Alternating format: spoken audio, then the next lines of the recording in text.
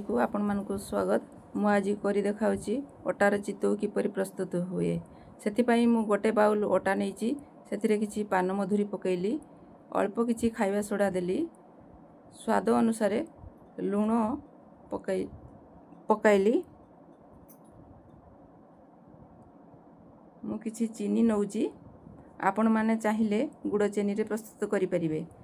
चितौ पिठा टिके मिठा हेले भल लागे, बिना तरकारी रे खाई हेबो। एबे मु पानी देई गोलाइबी। एई भलिया पानी देई गोलाइबी। आण टिके मोटा हे जाइची। एबे नडिया कोरा पकाउची।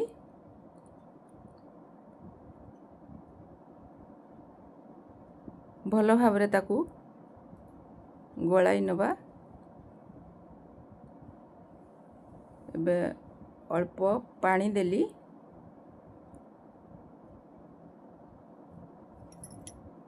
एई भलिया हमरो आणटी चितौ पिठा पई प्रस्तुत होई गला।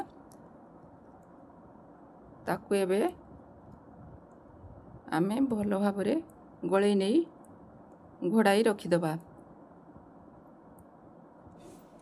15 मिनिट छाड़ी देई चितौ पिठा आमे प्रस्तुत करिबा। कड़ाई गरम करी मु घियो नेइची।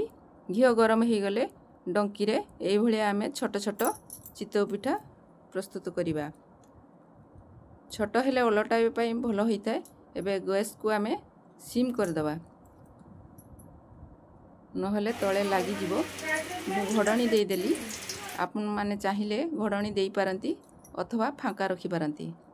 गोटे मिनिट पई घोड़ेई। एबे आमे घोड़णी काढी देलु। साइड सब हे गलानी। धीरे धीरे चितौ पिठा को आमे ओलटाई दबा। कलर बढ़िया आस जाइची। 2 मिनिट परे आमरो एबे चितौ पिठा प्रस्तुत होई जिवो। देखंतु हेई गला आमरो चितौ पिठा। एबे आमे ताकू प्लेट को काढी नबा। एई भलिया छोट छोट चितौ पिठा आमे करि नबा। गेस्ट किंबा आमरो छोट छुआ मानकू टिफिन बॉक्स रे देई परिबा। मोर चैनल टी को सब्सक्राइब एवं शेयर करिवे। जय सीताराम।